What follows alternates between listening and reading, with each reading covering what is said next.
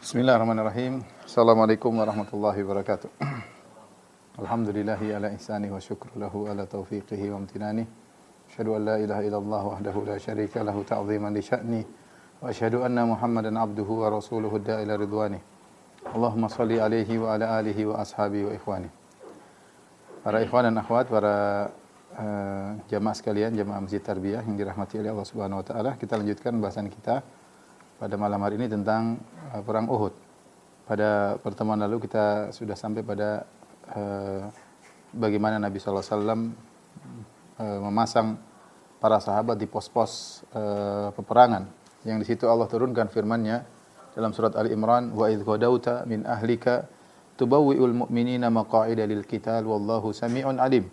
Tatkala engkau keluar dari rumahmu wahai Rasulullah, engkau siapkan pos-pos kaum mukminin, tempat-tempat mereka dalam pertempuran, dalam peperangan. Wallahu sami'un alim, Allah Maha mendengar, Allah Maha mengetahui. Di antara yang telah kita sampaikan, yaitu Nabi sallallahu alaihi wasallam meletakkan 50 pasukan pemanah di suatu jabal yang kecil, ya, namanya Jabal Al-Ainain, kemudian sekarang dikenal dengan Jabal Ar-Rumat, ya. Yang di mana 50 pasukan pemanah tersebut dipimpin oleh Abdullah bin Jubair bin Nu'man Al-Ansari Al-Ausi Al-Badri, yaitu Abdullah bin Jubair radhiyallahu taala anhu sebagai pemimpin dari 50 pasukan pemanah tersebut. Kemudian Rasulullah SAW mewasiatkan kepada Abdullah bin Jubair, ya, indahil khayla anna bin nabal, yaitu Nabi mengingatkan, tugas engkau adalah panahin pasukan-pasukan berkuda, ya, jangan sampai mereka muter kemudian menyerang kami. Wala ya'tuna min khalfina, jangan sampai mereka berhasil menyerang dari belakang kami. Ya, in kanat lana au alaina fathbut makanak. Apapun yang terjadi, kita yang menang atau kita yang kalah, maka tetaplah engkau di posisimu. La nu'tayanna min kibalika, jangan sampai kita kalah gara-gara engkau. Ini nasihat Nabi jelas, ya. Setelah itu Nabi sampaikan nasihat kepada Abdullah bin Jubair sang pemimpin. Setelah itu Nabi memberikan nasihat kepada para pemanah yang lain, ya, 50 orang semuanya. Uhmudzuhurana, jagalah bagian belakang kita. Fa in ra'aitumuna nuqtal, kalau kalian melihat kami kalah, terbunuh, fala tansuruna, tidak perlu tolong kami. Wa in ra'aitumuna qad ghanimna, kalau kalian melihat kami telah menang, ya, fala tashrakuna, kami telah mengambil ghanimah, maka jangan ikut serta dengan kami. Ya. Dalam riwayat yang lain dalam Sahih Bukhari, Rasulullah SAW berkata kepada para pemanah, pasukan pemanah, in ra'aitumuna takhattafun at-tayr, kalau kalian melihat burung-burung sudah mengambil kami, artinya kami sudah tewas jadi mayat-mayat, fala tabrahu makanakum, maka janganlah kalian meninggalkan posisi kalian. Hadza, tempat ini jangan kalian tinggalkan. Hatta ursila ilaikum, sampai aku mengutus utusan untuk menyampaikan perintah selanjutnya. Wa in ra'aitumuna hazamnal qaum, kalau kalian melihat kami telah mengalahkan musuh. Wa awta'nahum, dan kami telah menginjak mereka. Fala tabrahu hatta ursila ilaikum, jangan kalian tinggalkan posisi kalian sampai aku mengutus utusan kepada kalian. Jadi jelas, wasiat Nabi jelas. Apapun kondisinya, pasukan mana tidak boleh turun dari gunung tersebut, menang atau kalah tidak boleh turun sama sekali. Adapun sisa pasukan, maka Nabi sallallahu alaihi wasallam menjadikan pasukan Alal Maimanah, pasukan sebelah kanan, dipimpin oleh Al-Mundhir bin Amr radhiyallahu anhu. Kemudian pasukan sebelah kiri dipimpin oleh Zubair bin Awam, ya, dibantu oleh Al-Miqdad bin Amr, ya, atau Miqdad bin Aswad. Kemudian Zubair bin Awam punya tugas yang lain, yaitu untuk menghadang, ya, pasukan berkuda yang dipimpin oleh Khalid bin Walid yang ketika itu masih musyrik. Inilah strategi yang dipasang oleh Nabi sallallahu alaihi wasallam dengan strategi yang jitu, yang sesuai dengan kondisi peperangan tatkala itu. Dan ini menunjukkan Rasulullah sallallahu alaihi wasallam, ya, orang yang cerdas, yang diakui kecerdasannya. Selain sebagai nabi, beliau memang juga orang yang sangat cerdas, bahkan adalah pemimpin perang yang luar biasa. Setelah itu Rasulullah sallallahu alaihi wasallam, ya, setelah semua sudah siap untuk berperang, maka Rasulullah SAW mengobarkan semangat, ya, dan semangat kepahlawanan agar berkobar di hati-hati para sahabat, dan agar mereka tegar tatkala bertemu dengan musuh, ya. Maka Nabi sallallahu alaihi wasallam membuka pedangnya dalam kondisi terhunus. Kemudian Nabi sallallahu alaihi wasallam berkata kepada para sahabat, "Man ya'khudhu minni hadha sayf?" Siapa yang mengambil pedangku ini? Fabasatu aydiyahum, maka para sahabat menjulurkan tangan mereka untuk mengambil pedang dari Nabi sallallahu alaihi wasallam.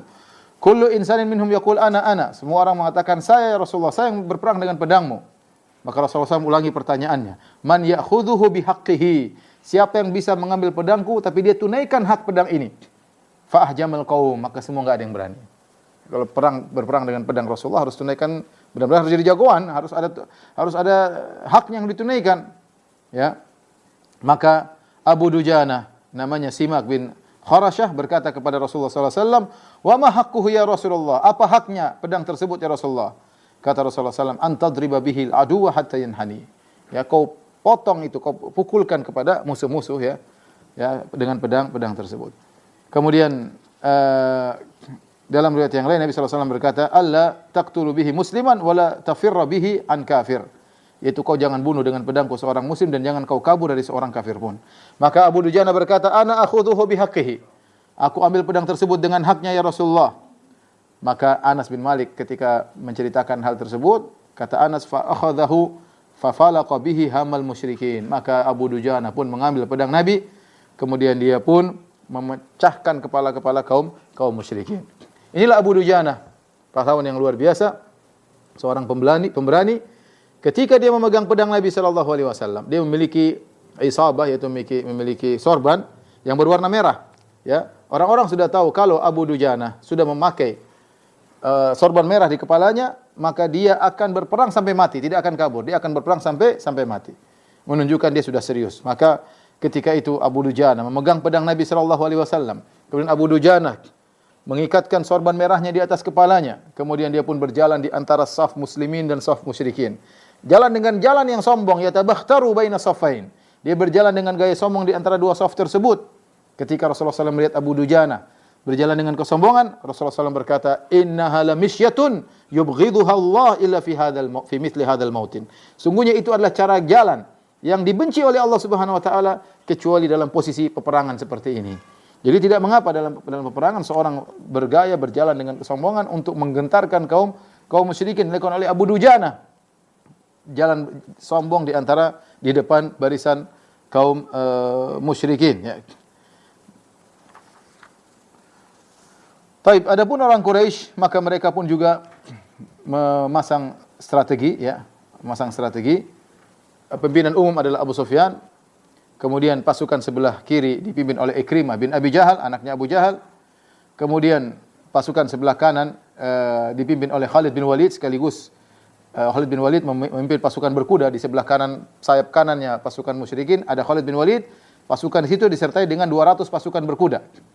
Ya, adapun pasukan pejalan kaki di tengah dipimpin oleh Sofwan bin Umayyah. Ya, ada yang mengatakan Amr bin As, ada yang mengatakan Sofwan bin Umayyah. Ya, ini semuanya Sofwan bin Umayyah, anaknya Umayyah bin Khalaf. Bapaknya terbunuh dalam perang Badar. Khalid kemudian Ikrimah bin Abi Jahal, anaknya Abu Jahal. Abu Jahal juga tewas dalam perang Badar ya.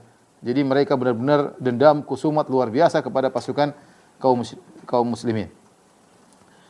Adapun pimpinan kaum pemanah, sekitar 100 pemanah yang dimiliki oleh kaum musyrikin dipimpin oleh Abdullah bin Abi Rabi'ah.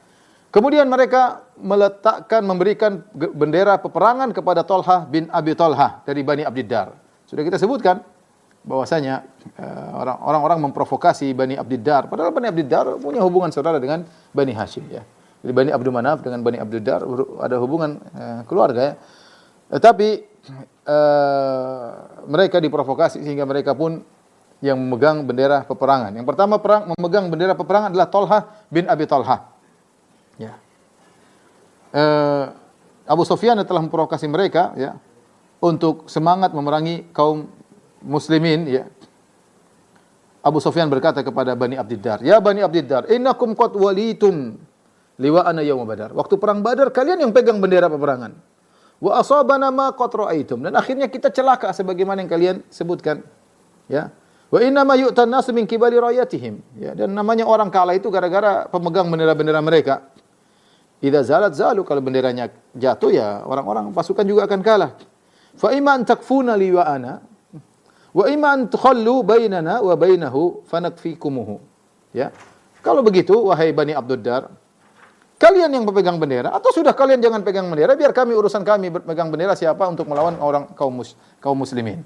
Jadi Abu Sufyan provokator ketika itu. Dia bilang, sudah kalian bikin masalah dalam perang Badar. Sekarang yang sudah, ya, kalian tetap megang bendera atau serahkan bendera kepada kami, biar kami yang urusan dengan kaum muslimin. Ketika itu Banu Abdiddar pun ngamuk, emosi gara-gara perkataan Abu Sufyan. Akhirnya mereka berkata, nahnu nusallimu ilaika li wa ana sata'lamu ghadan idza iltaqaina kaifa nasna. Ya, lihat kami akan berikan ya bendera kami kepada engkau dan lihatlah besok apa yang akan kami lakukan dalam peperangan. Dan benar-benar mereka bertahan dalam peperangan sehingga banyak di antara mereka yang tewas di barisan kaum musyrikin. Taib, ketika hendak terjadi peperangan, maka orang-orang musyrikin mencoba untuk memecah barisan kaum muslimin. Saya ingatkan kembali, barisan kaum muslimin tadinya 1000, orang munafik pergi 300 tinggal 700. 750 ditaruh di pasukan pemanah, tinggal 650 di bawah.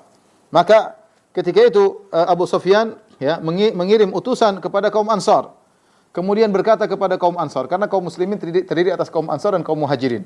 Maka utusan Abu Sufyan berkata, "Ya ma'syaral Aus wal Khazraj, khallu bainana wa baina ibni ammina nansarifu ankum." Wahai suku Aus dan Khazraj, itu kaum Ansar, biarkanlah kami berperang dengan anak-anak saudara kami, yaitu kami sama-sama Quraisy. Kalian enggak usah ikut. Muhammad dan teman-temannya Muhajirin Quraisy, kami juga Quraisy. Kalian kaum Ansar enggak usah ikut campur. Fa innahu la hajata lana bi qitalikum. Kami tidak butuh perang dengan kalian. Mereka ingin memecah belah barisan kaum muslimin. Ya, tetapi tidak berhasil. Ya, akhirnya orang-orang kaum Ansar membantah mereka. Demikian juga mereka diprovokasi oleh seorang namanya Abu Amir Al-Fasiq. Abu Amir Al-Fasiq namanya Abdul Amr bin Saifi. Dia dikenal, diberi lakab dengan Ar-Rahib. Itu seorang yang alim. Ya, sebelum Nabi datang dia sering beri kajian-kajian kepada kaum Ansar, kepada suku Aus dan Khazraj. Ketika Nabi datang maka semua orang menuju kepada Nabi sallallahu alaihi wasallam, termasuk orang yang hasad. Tadinya diberi gelar dengan Ar-Rahib, tapi karena dia provokator maka diberi gelar oleh Nabi dengan Al-Fasiq, seorang yang fasik ya. Maka dia ini termasuk yang memprovokasi orang-orang untuk menyerang Rasulullah sallallahu alaihi wasallam ya.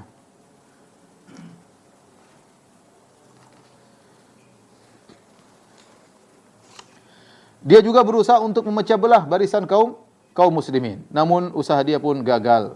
Ya. Usaha dia pun gagal. Kemudian di antara usaha kaum musyrikin adalah peran para wanita dalam pasukan mereka. Ya. Hind bintu Utbah, istri Abu Sufyan, bersama dengan sebagian wanita kaum Quraisy, maka mereka berjalan-jalan di antara saf-saf kaum Quraisy. Kemudian mereka memukul-mukul gendang. Ya. Kemudian mereka memprovokasi. Kemudian mereka bersenandung dengan syair-syair yang memberikan provokasi kepada kaum musyrikin. Waihan bani Abdiddar, waihan humatal adbar, darban bi kulli battar. Jadi intinya ayo semangat, ayo berperang ya. Jadi dia kasih semangat kepada mereka dengan syair-syairnya. Maka mulailah terjadi peperangan.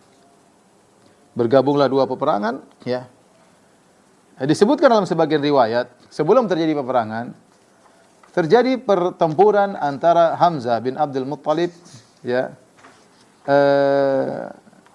dengan salah seorang yang bengis ya yang bernama Siba ya.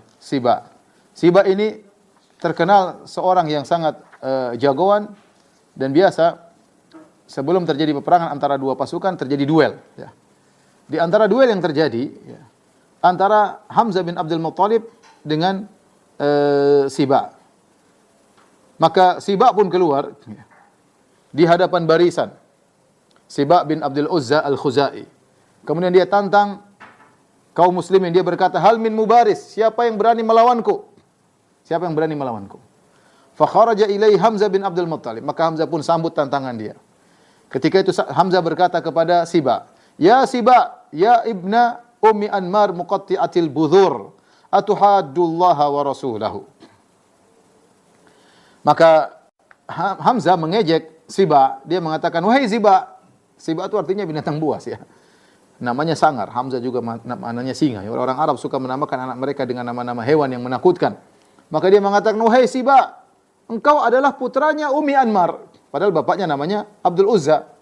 Tetapi Nabi menyebut dia dengan nama ibunya. "Wahai Siba, putranya Ummi Anmar." Siapa ibumu? Ibumu Ummu Anmar muqatti'atil budhur, tukang jagal. Jagal apa? Jagal kemaluan wanita. Artinya ibunya dulu tukang sunat para wanita di Mekah ya. Jadi dia tukang memotong bagian dari kelamin wanita untuk melaksanakan sunat bagi wanita. Jadi ini menjengkelkan Siba karena Hamzah ngejek dia. Hamzah bilang, ente jagoan, ibumu jagoan tukang jagal, tapi jagal apa? Jagal kemaluan wanita untuk nyunat wanita-wanita. Atuhaddullaha wa rasul, apakah engkau berani menentang Allah dan Rasulnya? Maka emosionallah Siba kemudian bertempur dengan Hamzah. Akhirnya Hamzah kemudian memenggal kepalanya dan tewaslah Siba. Baru setelah itu terjadilah pertempuran, pasukan saling bertemu. Maka terjadi pertempuran yang sangat hebat antara dua pasukan ya. Maka mulailah pembawa bendera dari kaum musyrikin dari Bani Abduddar mulailah jatuh satu demi satu. Berguguran. Bendera pertama dipegang oleh Talha bin Abi Talha. Maka setelah itu Talha bin Abi Talha tewas ya. Setelah itu bendera tersebut diambil oleh saudaranya Abu Syaibah Utsman bin Abi Talha. Tadi Talha bin Abi Talha, kemudian diambil saudaranya Utsman bin Abi Talha. Kemudian dia pun maju membawa bendera tersebut. Maka datanglah Hamzah bin Abdul Muttalib, paman Nabi SAW. Kemudian Hamzah pun memotong atiqihi, yaitu pundaknya, dengan pukulan yang sangat kuat, sampai akhirnya terbelah di surahnya, itu di pusarnya, sampai di pusarnya, ditembus terbelah, dadanya terbelah, kemudian bagian dalam tubuhnya terbelah sampai di pusarnya, maka terbukalah paru-parunya, akhirnya tewas.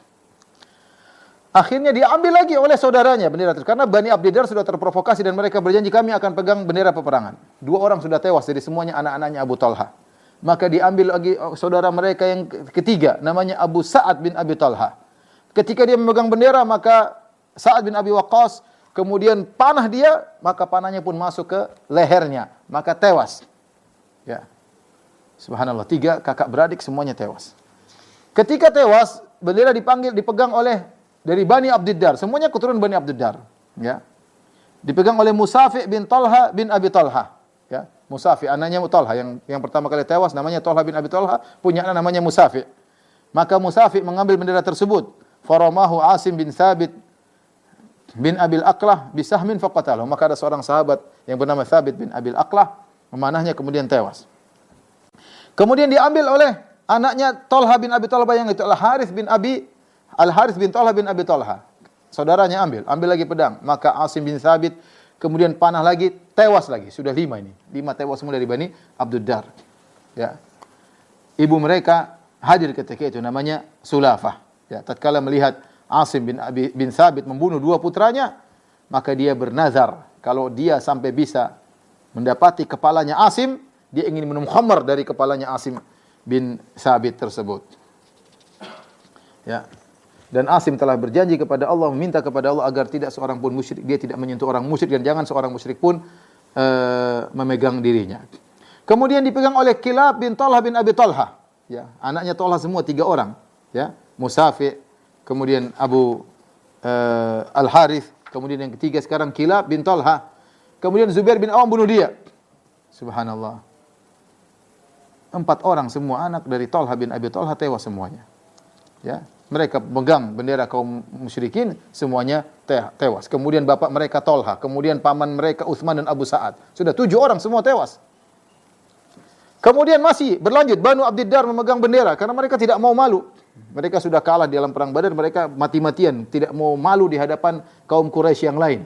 Maka dipegang oleh Arto'ah bin Syurahbil dari Bani Abdiddar, kemudian dibunuh oleh Ali bin Abi Thalib, tewas yang ke-8. Ada yang mengatakan Hamzah yang bunuh. Kemudian dipegang oleh Syuraih bin Qarith yang ke-9, dibunuh oleh Kuzman. Kuzman ini nanti yang akan mati bunuh diri ya. Dia seorang munafik tapi dia dalam barisan kaum muslimin. Kemudian yang ke-10 dipegang oleh Abu Yazid bin Umar bin Hashim ya. Kemudian dibunuh oleh Kuzman, dibunuh lagi. Ya, terus sampai akhirnya 11 orang tewas dari para pemegang bendera, seluruhnya dari Bani Abdiddar. Akhirnya bendera kaum musyrikin menjadi pusat kecelakaan. Ya. Tidak ada seorang pun yang memegang bendera tersebut kecuali tewas. Maka mereka pun meninggalkan bendera tersebut, terjatuh di atas tanah, tidak ada yang berani pegang. Ya, karena semuanya pada tewas.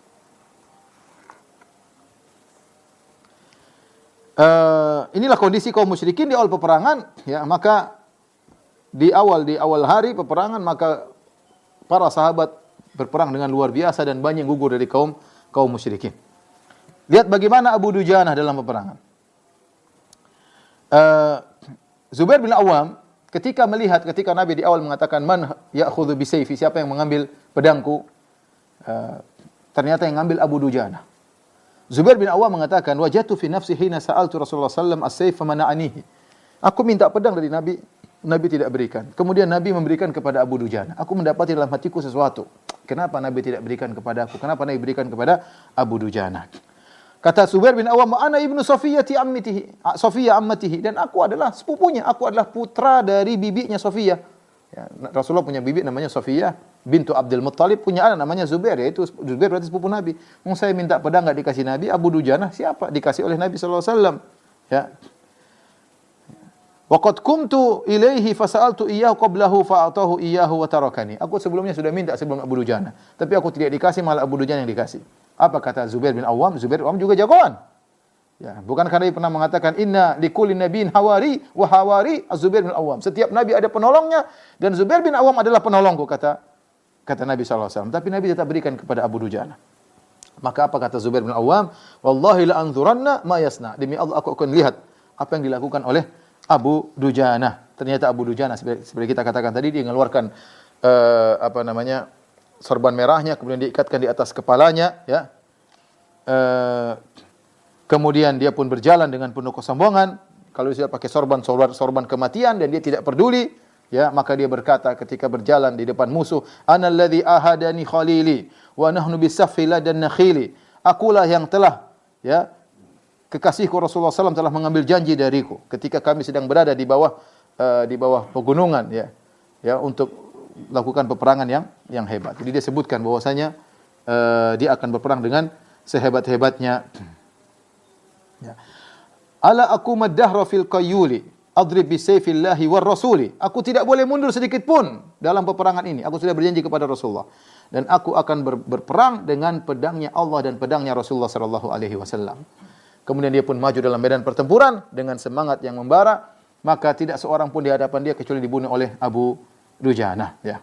Tidak ada yang di depan dia kecuali terbunuh oleh Abu Dujanah. Ternyata di antara pasukan kaum musyrikin ada seorang, ya, yang luar biasa, tidak bertemu dengan seorang muslim yang terluka kecuali dia bunuh. Orang ini luar biasa.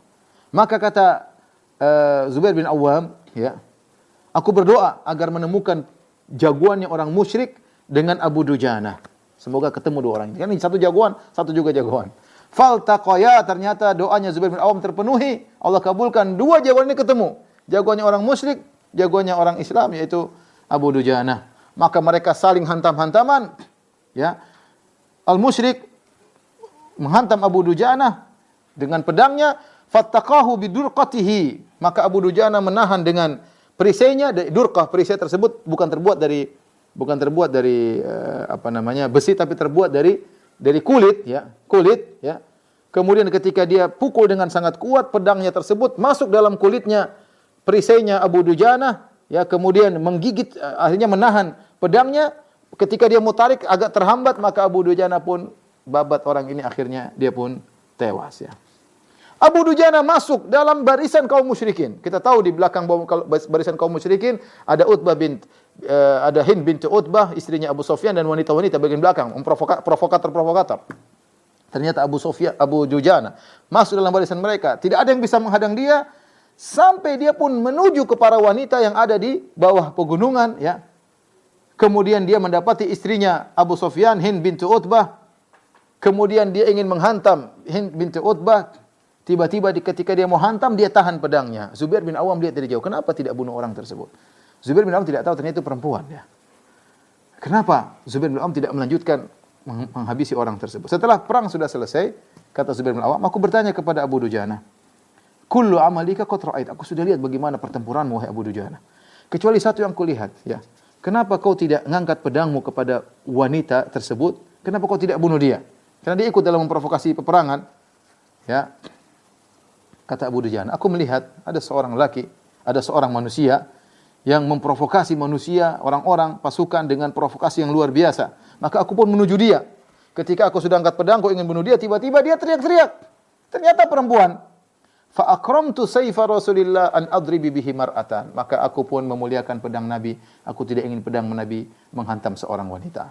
Akhirnya dia tidak jadi bunuh siapa? Hind bintu Utbah.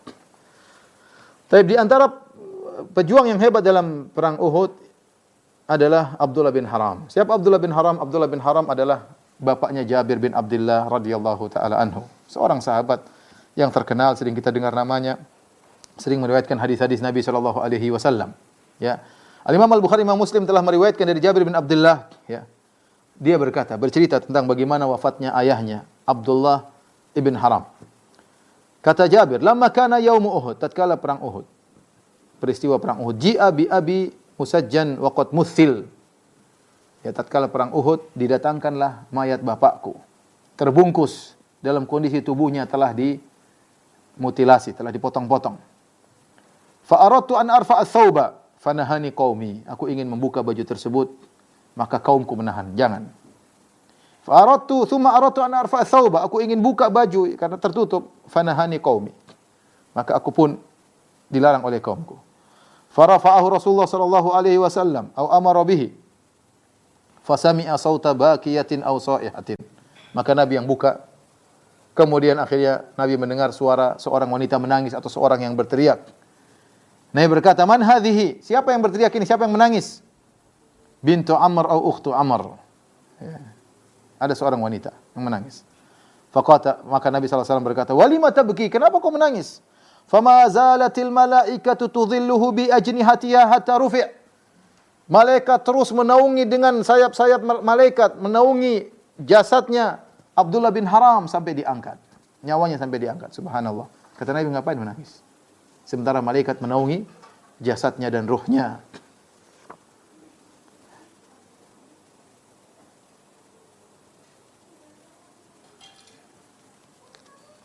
Taib. Adapun Abdullah bin Haram, beliau berwasiat kepada Jabir sebelum meninggal dunia. Ya, agar Jabir melunasi hutangnya dan agar Jabir mengurusi adik-adik perempuannya. Al-Imam Al-Bukhari meriwayatkan dalam sahihnya dari Jabir bin Abdullah, beliau berkata, "Lamma hadara Uhudun," tatkala menjelang peperangan Uhud, maka ayahku memanggilku di malam hari, itu malam Sabtu. Kita tahu perang Uhud terjadi pada hari Sabtu. Ya, di tengah bulan Syawal pada tahun 3 Hijriyah, ya. Maka ayahku malam harinya manggil aku. Kemudian ayahku berkata, "Ma urani illa maqtulan fi awwali man yuqtal min ashabi Nabi sallallahu alaihi wasallam." Firasatku, menurutku aku akan terbunuh besok dalam peperangan, termasuk yang terbunuh di awal dari para sahabat Rasulullah sallallahu alaihi wasallam.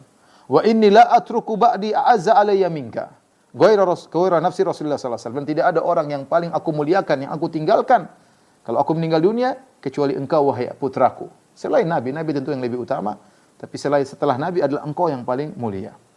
Kemudian disampaikan, fa inna alayya dainan, wahai putraku, sungguhnya aku punya hutang.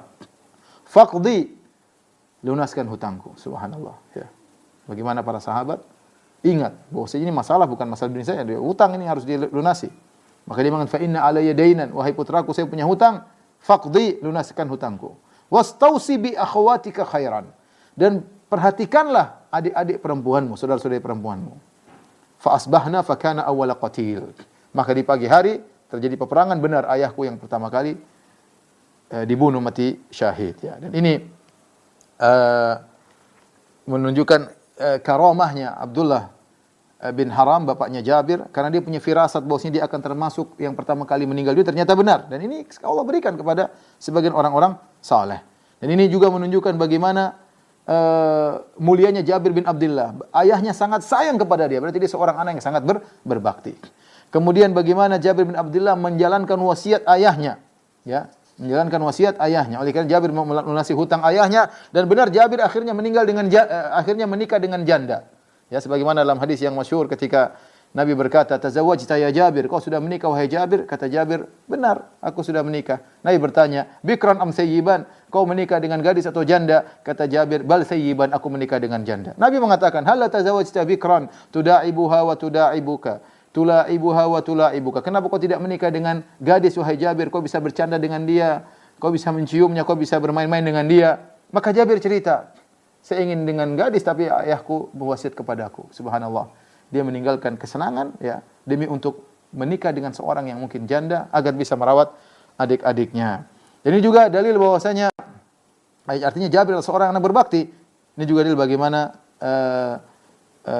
seorang ayah memberi wasiat kepada anak-anaknya agar berbakti kepadanya setelah dia meninggal dunia. Tidak ada masalahnya kita wasiatkan kepada anak kita kalau ayah meninggal, ya. Anak-anak kalau bapak meninggal, kalau ibu meninggal nanti begini sehingga bisa menjadi perhatian mereka. Di antara pahlawan kaum muslimin yang meninggal dalam perang Uhud yaitu Hanzalah ghasilul malaikah, yang dimandikan oleh malaikat. Hanzalah ini bapaknya siapa? Abu Amir Al-Fasik. Tadi kita sebutkan di awal pengajian namanya Abu Amir Ar-Rahib. Seorang yang berilmu sehingga digelari oleh kaumnya dengan rahib. Itu orang berilmu. Tetapi dan orang perhatian sama dia. Namun ketika Nabi SAW datang, orang-orang menimba ilmu dari Nabi, akhirnya dia cemburu, dia hasad. Akhirnya dia sering provokasi, bahkan dia memprovokasi orang untuk menyerang Rasulullah SAW. Maka Nabi panggil dia dengan Al-Fasik, Abu Amir si Fasik. Ternyata dia punya anak yang sangat soleh namanya Hanzalah. Ya. Hanzalah hampir membunuh Abu Sufyan bin Harb. Abu Sufyan pemimpin umum pasukan kaum musyrikin. Ya. Akan tapi dia akhirnya terbunuh oleh Syaddad bin Al-Aswad sebelum dia sampai kepada Abu Sufyan. Ya. Diriwayatkan ketika dari Abdullah bin Zubair, beliau berkata,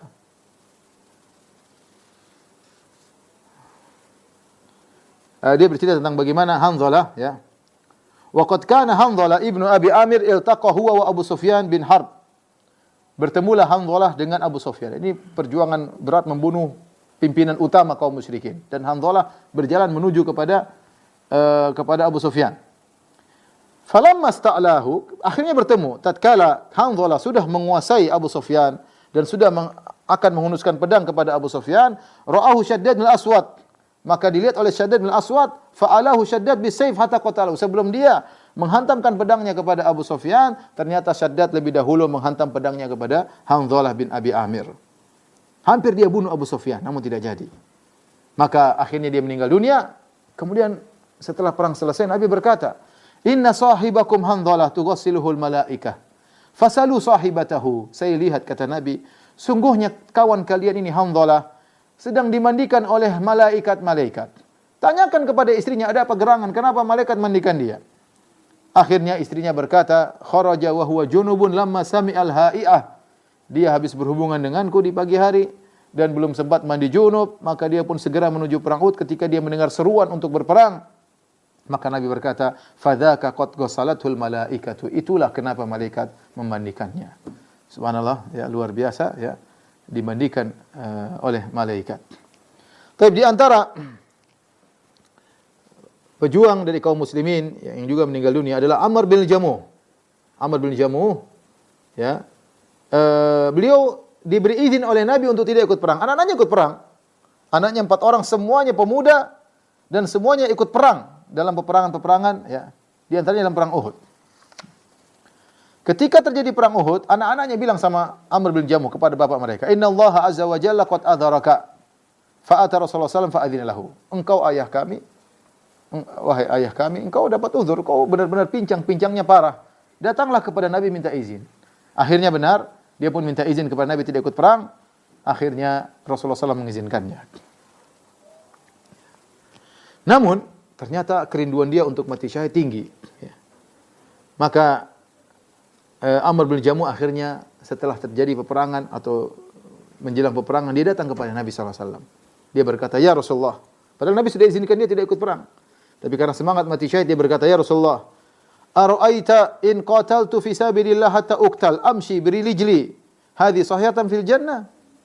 Ya Rasulullah, menurut engkau kalau aku meninggal dalam pertempuran ini, dalam perang, kakiku pincang ya Rasulullah, apakah nanti aku akan berjalan di surga dengan kaki yang benar atau pincang ya Rasulullah?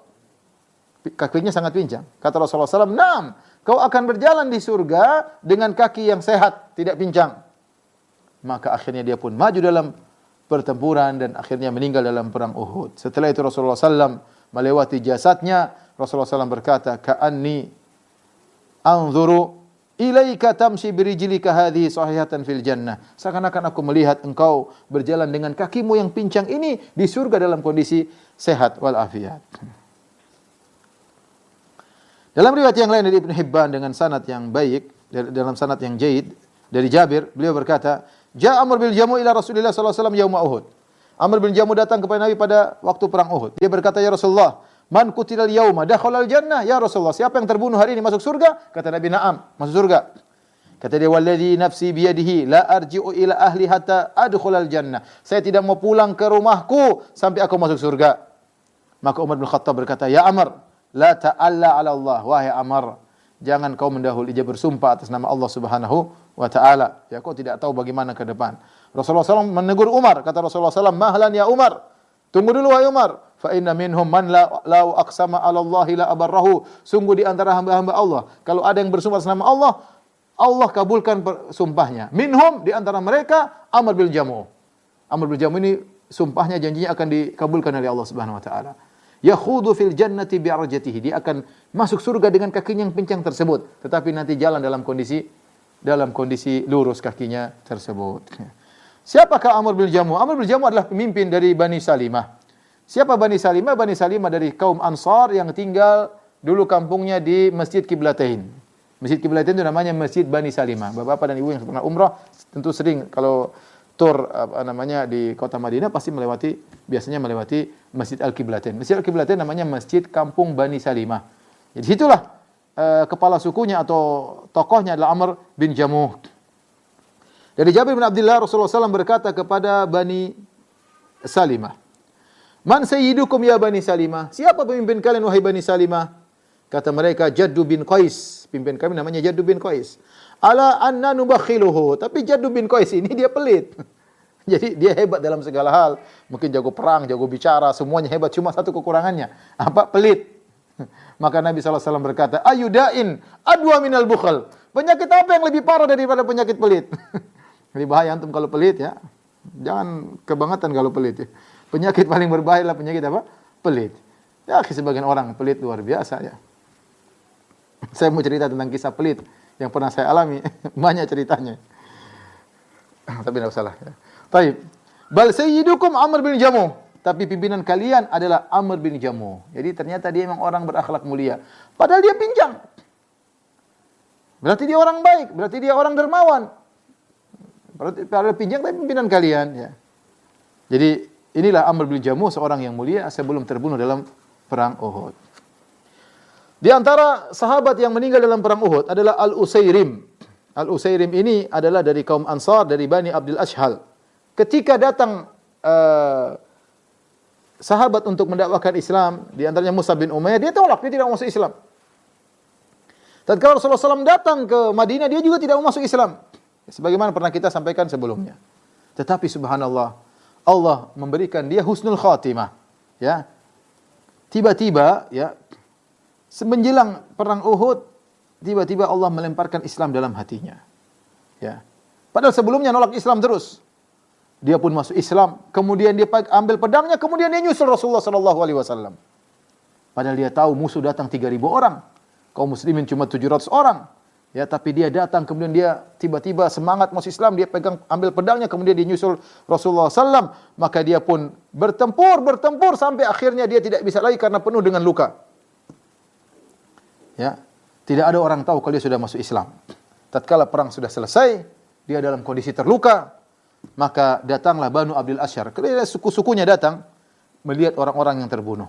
Mereka mencari orang-orang yang terbunuh dari suku-sukunya. Ternyata mereka dapat Usairim lagi terkapar penuh dengan luka, wabihi ramak. Yasir itu napasnya sudah napas terakhir. Faqalu, mereka kaget. Wallahi inna hadza al-Usairim, ma jaa bihi. Ini Usairim yang kafir, kenapa dia ke sini masuk dalam pasukan kita kemudian membela pasukan kita? Laqad kana ya'ba alaina al-Islam. Dia ini orang enggan tidak mau masuk Islam. Maka mereka bertanya kepada dia, masih bisa bicara ya. Ma jaa bika, apa yang bikin kau datang ke sini? Ahadabun ala qaumika. Apakah karena kau ya membela kaummu, karena kami ikut perang kau ingin bela? Am raghbatun fil Islam, karena kau cinta dengan Islam? Faqala raqbatan fil Islam. Karena aku cinta dengan Islam. Amantu billahi wa rasulih. Aku beriman kepada Allah dan Rasulnya. Wa aslamtu. Dan aku masuk Islam. Thumma qataltu ma'a Rasulillah sallallahu alaihi wasallam. Aku berperang bersama Nabi hatta asabani ma tarawun, dan sampai aku ditimpa dengan apa yang kau lihat. Wa mata fi waqti, langsung meninggal dunia. Subhanallah. Maka mereka ceritakan kepada Nabi sallallahu alaihi wasallam. Rasulullah SAW berkata, "Innahu min ahlil jannah." Sungguhnya dia termasuk penghuni surga. Abu Hurairah mengomentari kisah Al-Usairim, dia berkata, "Walam yusolli lillahi salatan qat." Dia tidak pernah salat sama sekali. Baru masuk Islam. Satu sujud saja belum pernah. Subhanallah, bagaimana orang yang menolak Islam tiba-tiba di penghujung hayatnya, tiba-tiba Allah gerakkan keimanannya, maka kemudian dia masuk Islam, kemudian berperang, kemudian meninggal, kemudian masuk surga. Subhanallah, belum sempat sholat meskipun cuma 1 kali sujud. Di antaranya yang meninggal pahlawan di dalam perang Uhud adalah Al-Mujadda Abdullah bin Jahsh. Dikenal dengan Al-Mujadda. Al-Mujadda itu yang terpotong-potong, ya. Al-Mujadda fillah, terpotong-potong karena Allah Subhanahu wa taala. Dialah Abdullah bin Jahshin radhiyallahu taala anhu. Bagaimana ceritanya sampai dia terpotong-potong? Dia pernah berdoa agar dipotong-potong dalam peperangan. Al-Hakim meriwayatkan dalam Mustadrak dengan sanad yang sahih dari Ishaq bin Sa'ad bin Abi Waqqas. Dia berkata, "Haddatsani abi," ayahku bercerita kepadaku. Ayahnya maksudnya Sa'ad bin Abi Waqqas, sahabat radhiyallahu anhu. Dia berkata, "Anna Abdullah bin Jahshin qala yauma Uhud." Abdullah bin Jahshin ngomong pada waktu perang Uhud, dia berkata, "Ala ta'ti nad'ullaha?" Bagaimana kalau kita berdoa bareng? Fakhalau fi nahiyah, maka mereka memojok di ujung masing-masing berdoa. Sa'ad bin Abi Waqqas berdoa. Apa doanya Sa'ad? "Ya Rabbi, idza laqinal qauma qadan, falaqini rajulan syadidan ba'suhu, syadidan haraduhu, ya. Fa uqatiluhu fika wa yuqatiluni thumma rzuqni alaihi dhafar hatta aqtulahu wa akhudha salabahu." Maka lihat doanya Sa'ad bin Abi Waqqas. Dia seorang yang dikabulkan doanya. Dia mengatakan, "Ya Allah, kalau besok saya ketemu dengan musuh, ya Allah, biarkanlah aku bertemu dengan salah seorang yang jagoan, hebat peperangannya, kemudian hebat ngamuknya. Biarkan aku berperang dengan dia, aku berperang karena Engkau, ya Allah, memeranginya. Dia memerangiku, bertempur aku dengan dia, kemudian anugerahkanlah kepadaku kemenangan. Ya, sampai aku bunuh dia, ya Allah. Kemudian aku ambil barang-barangnya." Itu doanya Sa'ad bin Abi Waqqas. Ingin bertemu dengan musuh jago, tapi dia menang. Kemudian dia ambil semua baju perangnya dan yang lainnya. Tapi apa doanya Abdullah bin Jahshin? Dia berkata, "Allahumma rzuqni ghadan rajulan syadidan haraduhu." Ya Allah, besok anugerahkanlah kepadaku untuk bertemu dengan musuh yang jagoan. Ngamuknya luar biasa. Syadidan ba'suhu, pukulannya, hantamannya sangat kuat. Uqatiluhu fika, aku berperang melawannya karena Engkau, ya Allah. Wa yuqatiluni, kemudian dia juga memerangiku. Thumma ya'khuduni, kemudian dia mengambil aku. Fayajda'a anfi wa udhuni, kemudian dia potong hidungku dan dia potong telingaku. Fa idza laqituka ghadan, kalau aku bertemu dengan Engkau, ya Allah, hari kiamat kelak, Engkau berkata kepadaku, "Ya Abdullah, fima judi'a anfuka." Kau akan bertanya kepadaku, "Wahai Abdullah bin Jahshin, kenapa dipotong hidungmu? Kenapa dipotong telingamu?" Fa aqulu fika wa fi rasulik. Aku berperang karena Engkau, ya Allah, dan karena Rasulmu. Fa yaqul sadaqta. Ya, dan Engkau berkata benar. Subhanallah. Ini doanya siapa? Abdullah bin Jahshin. Beda. Kalau saat ingin menang, Abdullah bin Jahshin ingin terbunuh dalam kondisi terbunuh, mati syahid dalam kondisi tercabik-cabik. Apa kata Sa'ad bin Abi Waqqas kepada anaknya? "Ya bunayya, kanat da'watu Abdullah bin Jahshin khairan min da'wati." Sungguh doanya Abdullah bin Jahshin lebih baik daripada doa bapakmu ini. "Laqad ra'aitu akhiran nahar." Aku lihat dia di penghujung sore. "Wa inna udhunahu wa anfahu la mu'allaqatin fi khaytin." Ya. Sungguh aku melihat, ya, hidungnya, ya, dan telinganya sudah dipotong dan digantung di sebuah tali, ya. Sudah dipotong-potong oleh kaum musyrikin. Ya. Lihatlah bagaimana kepahlawanan Abdullah bin Jahshin, maka beliau dikenal dengan Al-Mujadda fillah, yaitu orang yang tercincang-cincang karena Allah Subhanahu wa taala. Allah mengabulkan doanya. Subhanallah, kalau orang berdoa karena Allah Subhanahu wa taala, tulus karena Allah, maka Allah kabulkan doanya. Tapi siapa di antara kita yang berdoa dengan doanya Abdullah bin Jahshin?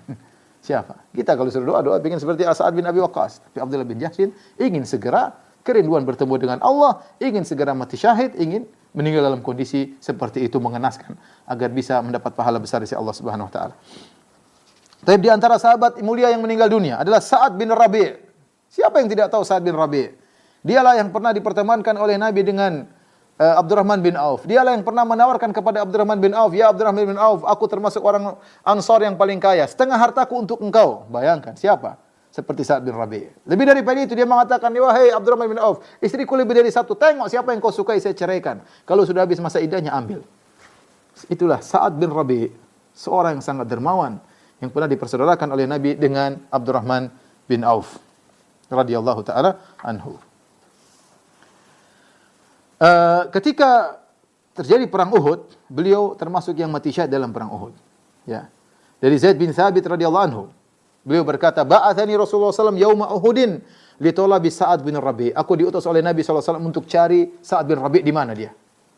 Wa qala li, maka Nabi berwasiat kepadaku, "In ra'aitahu fa akrihu minni salam." Kalau kau ketemu dengan Sa'ad bin Rabi', sampaikanlah salam dariku Rasulullah SAW. Wa qul lahu yaqulu laka Rasulullah kaifa tajiduka. Sampaikan kepada Sa'ad bin Rabi', Rasulullah bertanya kepada engkau, bagaimana kau dapati dirimu? Qala Zaid bin Thabit pun berkata, "Faja'altu atufu bainal qatl." Aku pun cari-cari di tumpukan-tumpukan mayat. Fa asabtuhu wa fi akhir ramak. Aku dapati dia masih di napas yang terakhir. Wa bihi sab'una darbatan ma baina ta'natin bi rumhin wa darbatin bi sayfin wa ramyatin bi sahmin. Aku dapati dalam tubuhnya ada 70 bekas luka.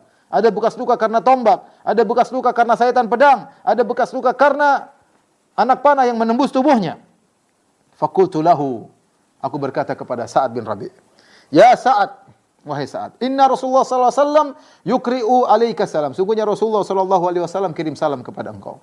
Wa yaqulu laka, dan dia bertanya kepada engkau, "Akhbirni kaifa tajiduka." Kabarkanlah kepadaku, kepada Rasulullah, bagaimana kau dapati dirimu dalam kondisi demikian. Qala, maka di napas terakhirnya dia menjawab.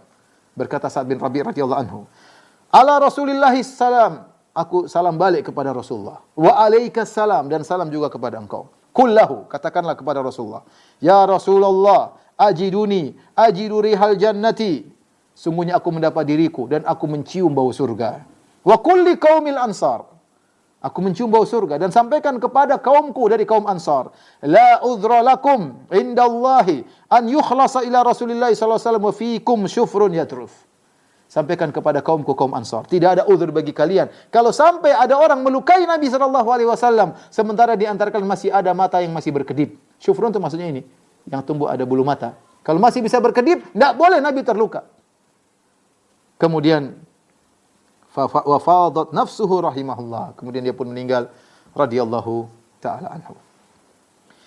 Kemudian kita tadi berbicara tentang para pejuang-pejuang ya. Di antara yang ikut dalam perang Uhud ada yang meninggal dalam kondisi bunuh diri. Ya.